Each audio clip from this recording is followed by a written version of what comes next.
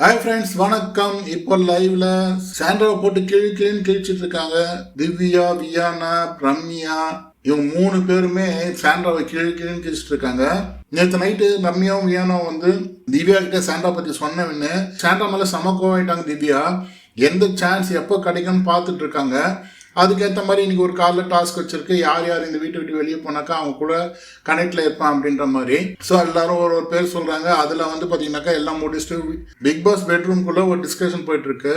யாரு இவ இவ்வளோ கேவலமா இருக்கிறா, நல்லா பழகிட்டு பின்னாடி போய் இவ்வளோ கேவலமா பேசி இருக்கிறா. இவ்வளோ நாள் கார் இன்சிடென்ட் கூட எனக்கு இன்னும் ட்ராமாவா தான் இருக்கும் போல இருக்கு அப்படின்ற மாதிரி திவ்யா ஆணித்தரமா சொல்றாங்க. வியானாவும் அதே தான் சொல்றாங்க, கார் இன்சிடென்ட்டும் வந்து பொய்யா இருக்குமோ அப்படின்னு சொல்லிட்டு நடிப்பு அப்படின்ற மாதிரி சொல்றாங்க. அந்த வீட்டில் இப்போதான் வந்து அதை பத்தி பேச ஆரம்பிச்சிருக்காங்க, அந்த கார் இன்சிடென்ட் எல்லாரும் பத்தி.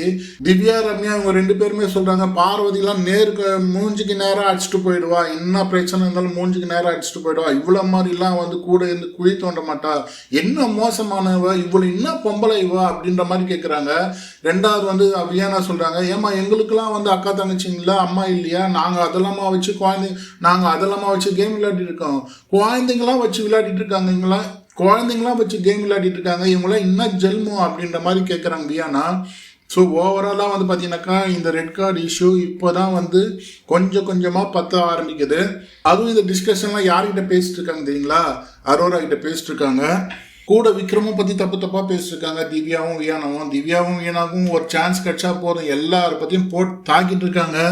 அதாவது வந்து 2 ஃபைனலிஸ்ட்டை போட்டு தாக்கின்னு கேட்டிருக்காங்க. ஒன்று சாண்ட்ரா, ஒன்று விக்ரம், 2 பேருமே போட்டு அந்த ஏரியாவில் கான்வர்சேஷனில் போட்டு பிரிஞ்சிட்டு இருக்காங்க.